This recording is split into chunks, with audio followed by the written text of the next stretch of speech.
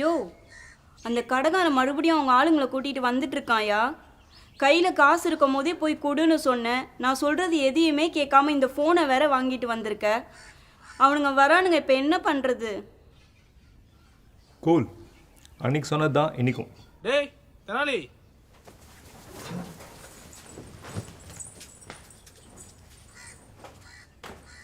தெனாலி,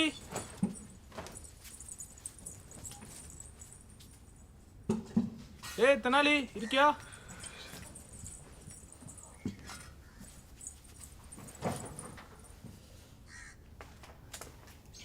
என்னம்மா பணம் ரெடி பண்ணிட்டீங்களா?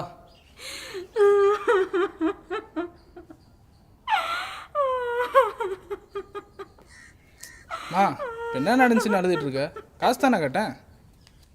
ஐயோ, காசு கேட்குறாங்களே.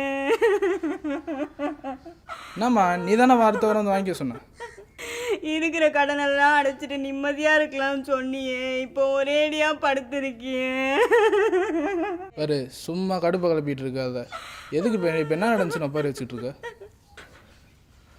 உங்கள் கடன் அடைக்கிறேன்னு வேலைக்கு போனாலே இப்போ ஒரேடியாக போயிட்டு வரும் போலியே. இருமா இருமா, இப்போ ஏன் அழுற? எனக்கும் பார்க்க பாவமாக தான் இருக்குது. இருந்தாலும் என்னால் ஒன்றும் பண்ண முடியாது. அண்ணன் வெளியே இருக்காரு, நான் அவரை வர சொல்கிறேன், நீ பேசிக்கோ.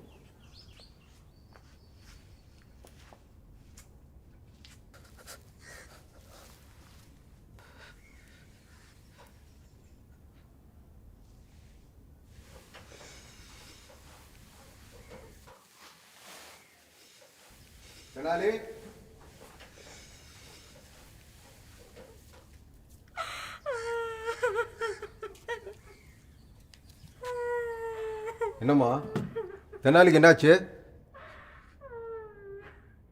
சரிம்மா, அழுவாத.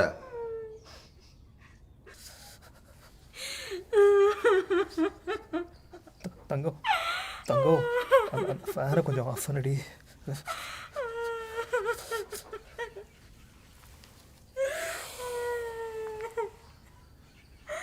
சரிம்மா, அவனுக்கு என்ன வேணுமோ அதை பண்ணி கொடு, நான் கிளம்புறேன்.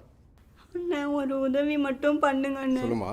அவர் உடம்பை விட மனசளவில் ரொம்ப நொடிஞ்சு போயிட்டாருன்னு. நான் சொல்கிறது அவர் காதில் மட்டும் சொல்லிடுங்கண்ணே. தெனாலி, நீ கொடுக்க வேண்டிய கடன் எதுவும் இல்லை, எல்லாத்தையும் கொடுத்துட்ட. இனி நீ சந்தோஷமா இரு. இதை மட்டும் சொல்லிடுங்கண்ணே. அவர் உடம்பு தேறி வந்தோடனே மொத்த கடனையும் கொடுத்துட்றேண்ணே. சரிம்மா, அழுவாத, சொல்கிறேன்.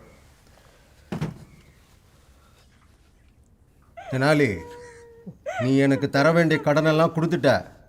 இனி எந்த கவலையும் இல்லை, நீ நிம்மதியா இரு, சரியா?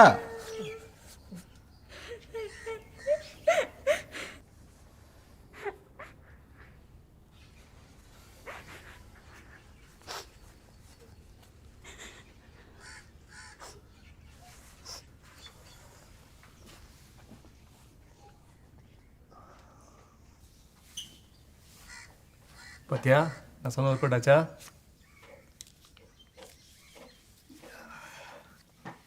அம்மா, அந்த சூட்கேஸ்